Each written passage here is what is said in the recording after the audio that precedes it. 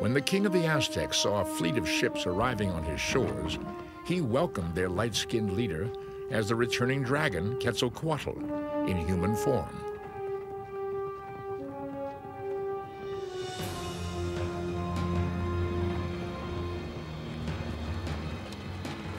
The strangers were in fact Spanish conquistadors.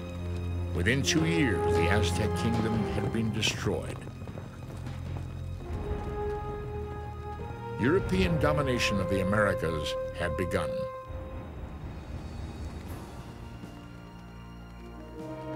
But how did dragon stories predate the European invasion?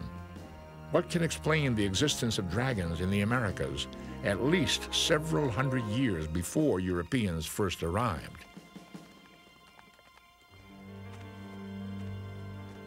Surprisingly, some theorize that the answer may lie with an actual creature.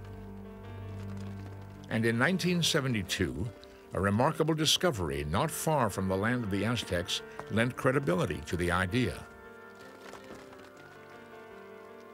In that year, archaeologists uncovered the fossil remains of the largest animal that ever flew.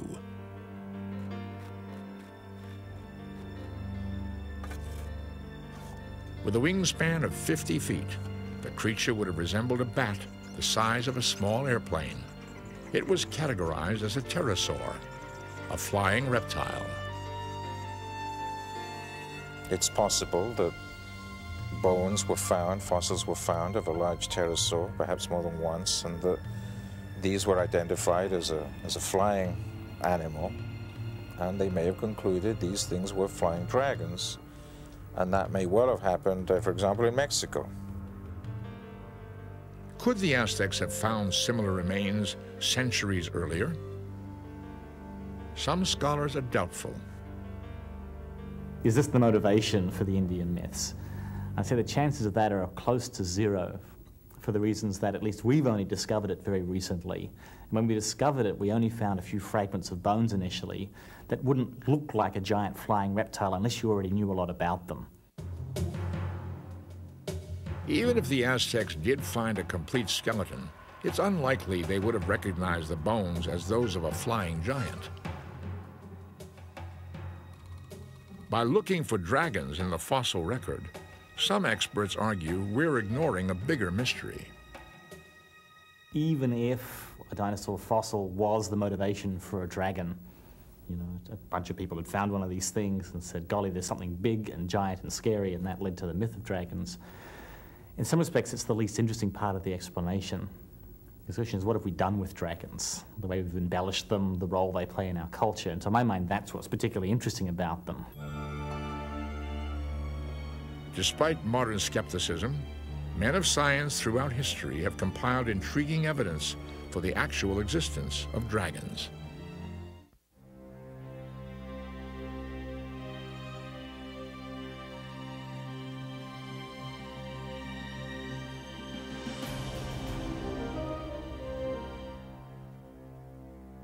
Miraculous visions and ancient folklore convinced many people that dragons were real.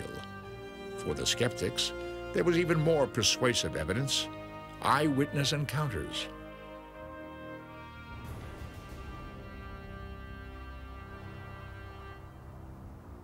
The Greek scholar Herodotus is known as the father of modern history. In the 5th century BC, he crisscrossed the ancient world, seeking answers to many questions of his day. I went once to a certain place in Arabia to make inquiries concerning the winged serpent. Herodotus. During his life, Herodotus pursued many insoluble puzzles. In his mind, however, the issue of flying serpents had been resolved. When he returned from Arabia, Herodotus confirmed that dragons were real.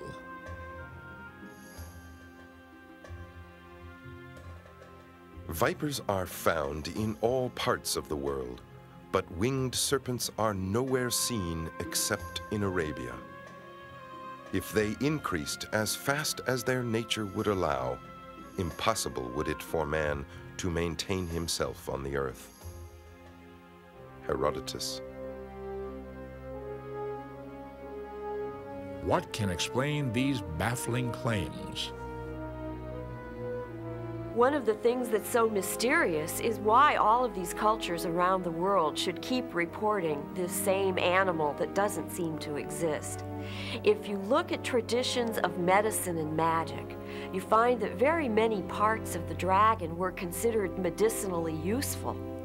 If you ate the heart of a dragon, you would understand the language of animals. If you sowed the teeth of a dragon, you could raise up new citizens for your city. It may be that dragons really did exist and they were so valuable they were simply hunted to extinction.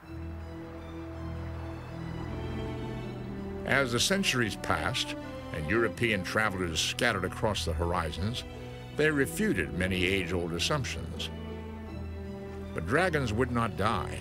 In fact, the legend grew.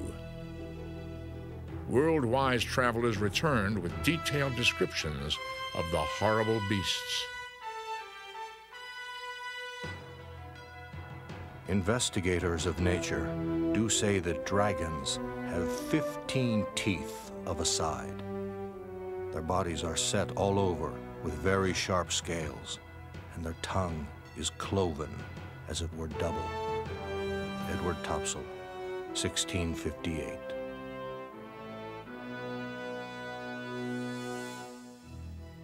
Even Marco Polo, perhaps the most credible explorer of his age, told of dragon-like beasts. Upon returning from Asia, he described his first-hand encounter with enormous serpents. The beasts, he said, had 2 feet and a devastating claw. How can we explain such reputable reports echoing throughout the centuries? Could these men have been reporting actual species of animals? Certainly, as Europeans began to explore distant lands, many creatures would have seemed fabulous. With only hearsay as a model, elephants appeared in strange and exaggerated forms. Large reptiles also looked incredible. Might medieval sightings be explained by these exotic creatures? One of the characteristics of dragons are these big scales, and I would say that alligators and crocodiles easily fit that. They've got little bony pieces in their skin. They clearly look like things that are hard to penetrate. Might something even more exotic lie behind the dragon myth? In the Indian Ocean, an archipelago called the Lesser Sunda Islands stretches from Java to Australia.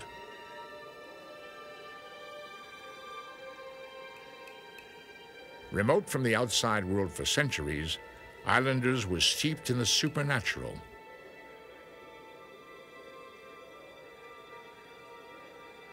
Most vividly of all, they were haunted by tales of dragons.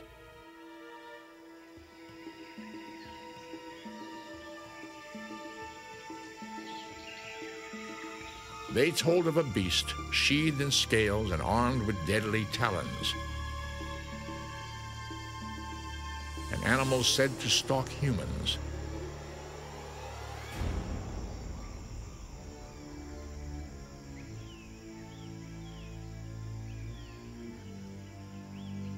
Westerners dismissed these stories as superstition until 1912. That was the year a Dutch army officer came face to face with a real dragon.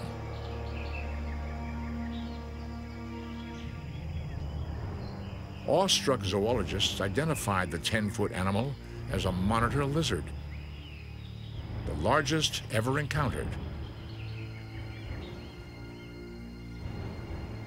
They dubbed it the Komodo dragon.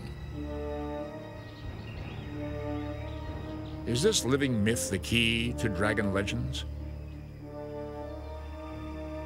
Could there be other animals even more incredible still walking the earth?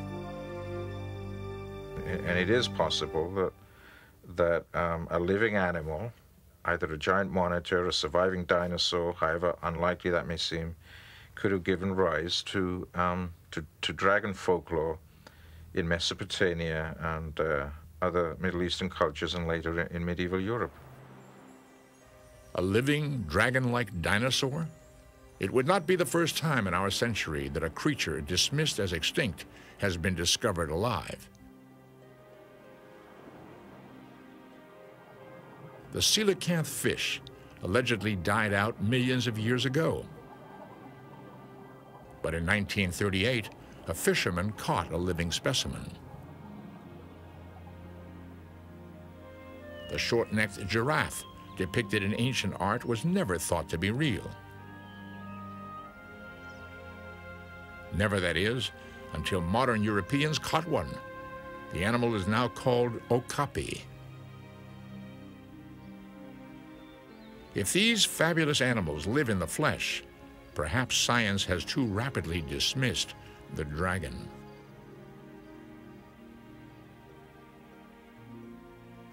That thought has animated a new generation of explorers. Calling themselves cryptozoologists, men like Richard Greenwell travel the globe, tracking reports of unknown animals.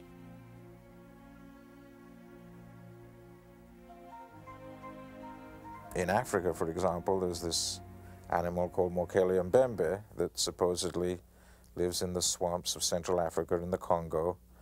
And people, according to the descriptions, people have proposed that it's a surviving sauropod dinosaur. Could sauropod dinosaurs, creatures resembling dragons, have survived into modern times? Richard Greenwell traveled to the Congo to find out.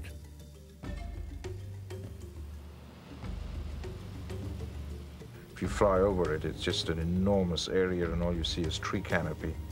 There could be anything in there, that doesn't mean there is.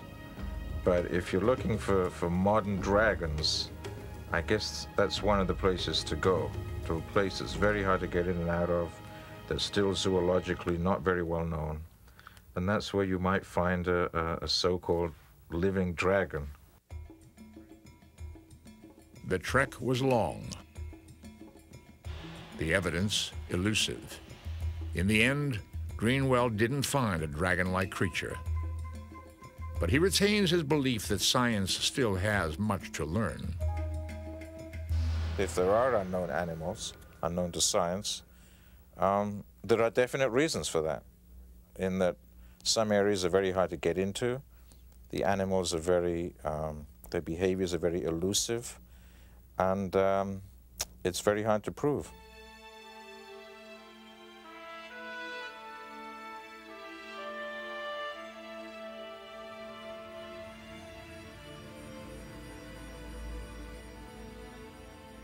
Whether or not dragons actually prowl the jungles, the ancient animal refuses to fade from human consciousness.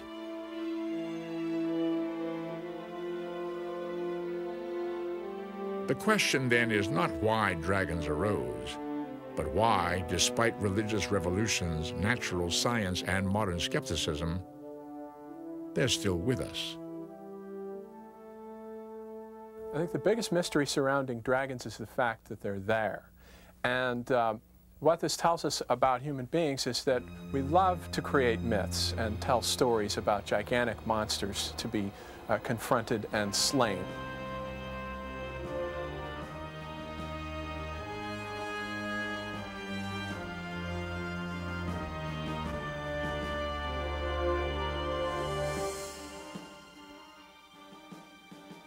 Perhaps dragons, in all their moods and incarnations, have appealed to humans for over 6,000 years, precisely because they are one terror we can conquer.